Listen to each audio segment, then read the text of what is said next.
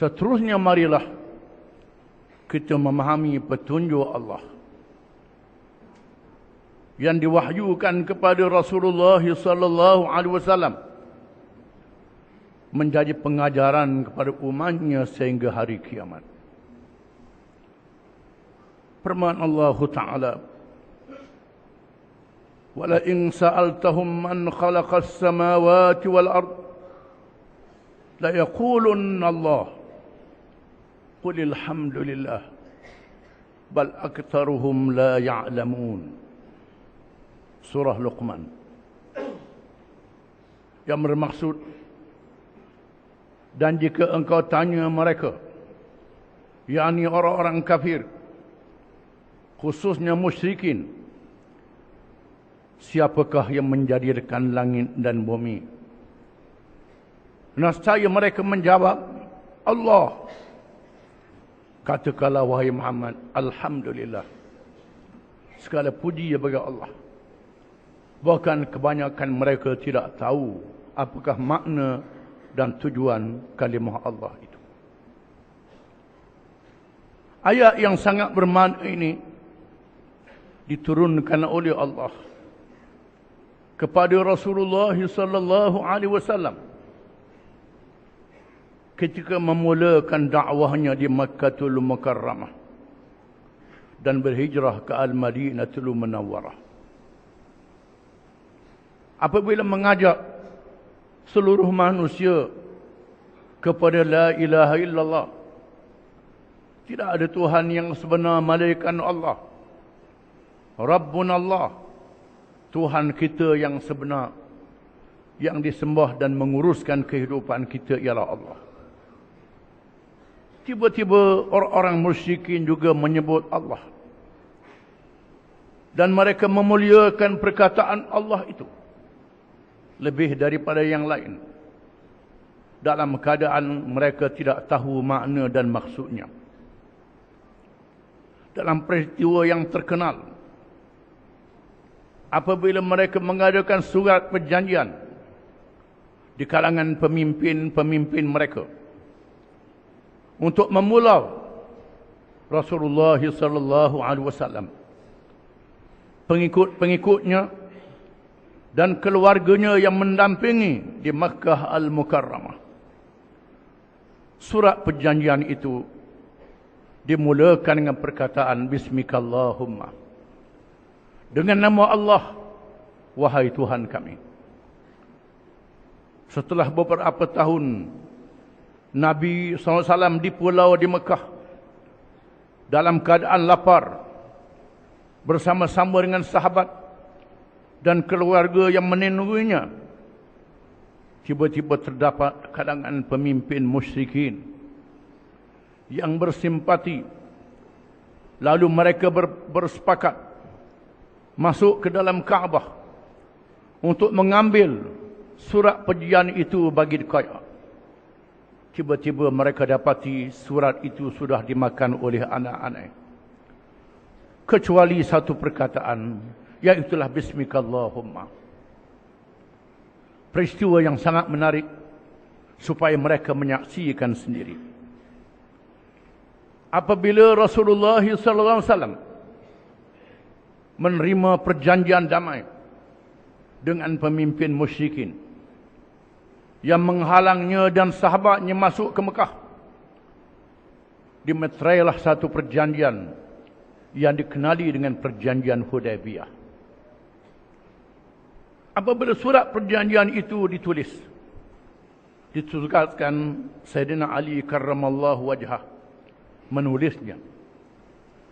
Apabila Rasulullah SAW menyebut kepada Ali menulis Bismillahirrahmanirrahim, dengan nama Allah yang Maha Pemurah lagi Maha Penyayang, tiba-tiba Suhail bin Amr yang mewakili pemimpin-pemimpin musyrikin berkata, kami tidak bersetuju dengan perkataan Bismillahirrahmanirrahim, kerana ayat ini tidak pernah kami mendengarnya. Tulis sahaja Bismikallahumma.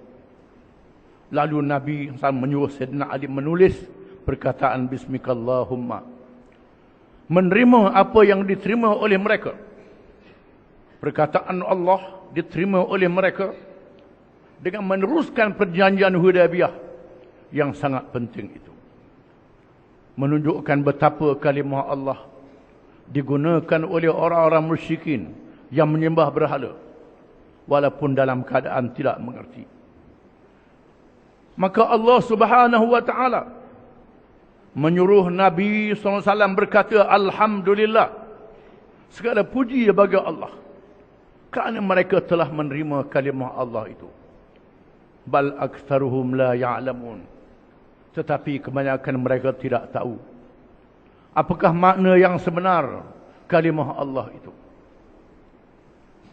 Begitulah juga apabila orang-orang Yahudi ahli kitab dan orang-orang Kristian yang juga ahli kitab menyebut kalimah Allah, maka Allah Subhanahu wa taala menurunkan firman-Nya dalam surah Al-Imran. Qul ya ahlal kitab ta'alau ila kalimatin sawa'in bainana wa bainakum alla na'budu illa Allah wa la nusyrika bihi syai'a wa la yattakhidha ba'duna ba'dan arbaban min dunillah fa in tawallaw faqulu ashhadu bi anna muslimun. Katakanlah wahai Muhammad kepada golongan ahli kitab Yahudi dan Kristian, marilah kepada kalimah yang sama di antara kami dan kamu, yaitu kita tidak boleh beribadat melainkan kepada Allah sahaja, dan kita tidak boleh melantik sesama kita menjadi Tuhan-Tuhan yang lain daripada Allah. Maka sekiranya mereka berpaling tidak mahu menerimanya, katakanlah wahai Muhammad, saksikanlah kamu semua bahawa kami adalah orang-orang Islam. Orang-orang Islam yang berbeza dengan kepahaman kamu. Lalu Rasulullah SAW membaca ayat ini kepada orang-orang Yahudi ahli kitab di Madinah, dan membaca ayat ini kepada rombongan Kristian Najran yang datang berhujah dan berdebat dengan Nabi SAW dalam keadaan mereka mendakwa Allah adalah salah satu tiga unsur ketuhanan, Tuhan Bapa dan Tuhan Anak. Maka dibaca ayat ini kepada orang-orang Kristian Najran. Dan Nabi SAW juga meminta sahabatnya yang menulis surat perutusan untuk dihantar kepada raja-raja yang menganut agama Kristian. Raja Rom, Raja Mesir, Raja Habasyah, Raja Ghassan, dan lain-lain yang menganut agama Islam. Ditulis dalam surat itu firman Allah Ta'ala, Qul ya ahlal kitab ta'alau ila kalimatin sawa'in bainana wa bainakum alla na'budu illallah wa la nusyrika bihi syai'a wa la yattakhidha ba'duna ba'dan arbaban min dunillah fa in tawallaw faqulu ashhadu bi anna muslimun. Katakanlah wahai golongan ahli kitab, marilah kepada kalimah yang sama di antara kami dan kamu, bahawa kita tidak boleh beribadat melainkan kepada Allah sahaja, dan kita tidak boleh melantik sesama kita Tuhan-Tuhan yang lain daripada Allah. Maka sekiranya mereka itu berpaling daripada kenyataan ini, katakanlah sesungguhnya kami adalah orang-orang Islam. Begitulah penjelasan daripada Allah Subhanahu wa taala. Kewajipan kita menerangkan kepada orang-orang yang bukan Islam, yang menyebut perkataan Allah, bahawa sebutan mereka tidak mencapai maksud dan tujuan perkataan Allah yang sebenar. Allah adalah kalimah dalam bahasa Arab, bukan dalam bahasa asing, bukan dalam bahasa Inggeris, bukan dalam bahasa Melayu, bukan dalam bahasa Tamil, bukan dalam bahasa Cina, bukan dalam bahasa Sanskrit. Allah adalah perkataan bahasa Arab yang mempunyai makna dalam bahasa Arab. Betapa besarnya perkataan Allah ini Sehingga para ulama ilmu akidah menyebut lafzul jalalah, lafaz yang sangat mulia dan agung. Perkataan Allah, satu perkataan, terkandung di dalamnya 99 nama Allah, Al-Asma'ul Husna, yang disebut dalam hadis riwayat At-Tirmidzi, dan nama-nama Allah yang disebut dalam hadis-hadis yang lain. Nama-nama Allah yang disebut di dalam Al-Quranul Karim. Nama-nama Allah yang disebut di dalam kitab Taurah, Injil dan kitab-kitab yang lain. Perkataan Allah merangkumi semua nama-nama Allah yang terpuji dan teragung. Perkataan Allah terkandung di dalamnya semua sifat-sifat Allah yang mulia, yang sempurna, yang maha suci daripada segala sifat kekurangan. Maka tidak ada perkataan yang sama dengan Allah dalam bahasa Arab. Perkataan Allah tidak mampu diterjemah ke dalam apa-apa bahasa di dalam dunia. Dan tidak ada perkataan bahasa lain yang boleh diterjemah kepada perkataan Allah. Sama ada perkataan Tuhan dalam bahasa Melayu, perkataan God dalam bahasa Inggeris, perkataan Khudaya dalam bahasa Parsi, perkataan Dewata Mulia Raya dalam bahasa Sanskrit. Semua perkataan ini memberi makna Tuhan, tetapi tidak mencapai makna perkataan Allah. Begitulah agungnya perkataan Allah yang maha mulia, disebut Allah Subhanahu wa ta'ala. Tanggungjawab kita dan kewajipan kita, apabila orang-orang yang bukan Islam menyebut perkataan Allah, katakanlah sebagaimana yang diucapkan oleh Nabi SAW yang dia ajar oleh Allah, Alhamdulillah, segala puji bagi Allah. Mereka mengaku Allah itu Tuhan, tetapi perlu diperbetulkan pandangan mereka, perlu diperbetulkan akidah mereka, bahawa perkataan Allah yang mereka sebut tidak mencapai makna yang sebenar di dalam bahasa Arab. Fahamlah mereka nak faham dengan fahaman yang salah, namun mereka tidak boleh menyalahfahamkan orang Islam dalam perkara ini. Kewajipan kita orang-orang Islam ialah menerangkan apa makna Allah yang sebenar. Apabila seorang padri, Adi bin Hatim At-Tai, datang menghadap Rasulullah sallallahu alaihi wasallam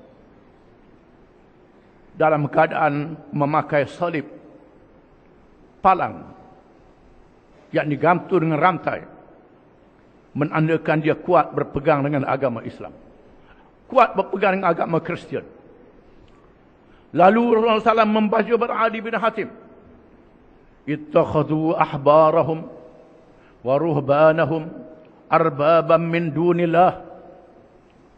Mereka itu orang-orang Kristian dan orang-orang Yahudi ahli kitab menjadikan padri-padri, pendeta-pendeta dan ahli-ahli agama mereka Tuhan-Tuhan yang lain daripada Allah. Lalu Adi bin Hatim menjawab dalam keadaan dia belum lagi menganut agama Kristian, agama Islam, masih kuat berpegang dengan agama Kristian. Wahai Muhammad, kami orang-orang Kristian tidaklah bersembahyang, menyembah padri-padri kami dan pendeta-pendeta kami. Kami juga menyembah Allah, macam kamu juga. Jawab Nabi SAW, wahai Adi bin Hatim, kamu menghalalkan apa yang diharamkan oleh Allah, mengikut pandangan padri-padri kamu, mengharamkan apa yang diharamkan oleh Allah, memakai hukum dan syariat yang direka oleh manusia, meninggal hukum-hukum Allah. Itulah makna kamu melantik Tuhan-Tuhan yang lain daripada Allah. Wahai Adi bin Hatim, apa yang menghalang kamu menyebut Allahu Akbar, Allah yang maha besar? Siapa lagi yang lebih besar daripada Allah? Wahai Adi bin Hatim, apa yang menghalang kamu menyebut la ilaha illallah, tidak ada Tuhan yang sebenar melainkan Allah? Siapa lagi Tuhan yang sebenar yang lain daripada Allah? Akhirnya Adi bin Hatim menyerah diri menganut agama Islam. Itulah penjelasan yang dilaksanakan oleh Nabi SAW Marilah kita mengikut petunjuk Allah Subhanahu wa taala dalam menyatakan kalimah Allah kepada orang-orang yang bukan Islam, dengan membuat peraturan sendiri dan cara sendiri yang lebih daripada peraturan Allah Subhanahu wa taala. Betapa besarnya perkataan Allah disebut dalam satu hadis, apabila seorang sahabat Sufyan bin Abdullah radhiyallahu anhu berkata kepada Rasulullah sallallahu alaihi wasallam, "Ya Rasulullah, qul li fil Islam qawlan la as'alu anhu ahadan ghairak." Wahai Rasulullah, ucapkan kepada saya berkenaan dengan Islam satu ucapan yang terang dan nyata, sehingga tidak perlu lagi saya bertanyakan orang lain. Jawab Rasulullah SAW, "Qul amantu billah, thumma istaqim." Katakanlah, aku beriman kepada Allah dan beristiqamah, berada di jalan yang betul.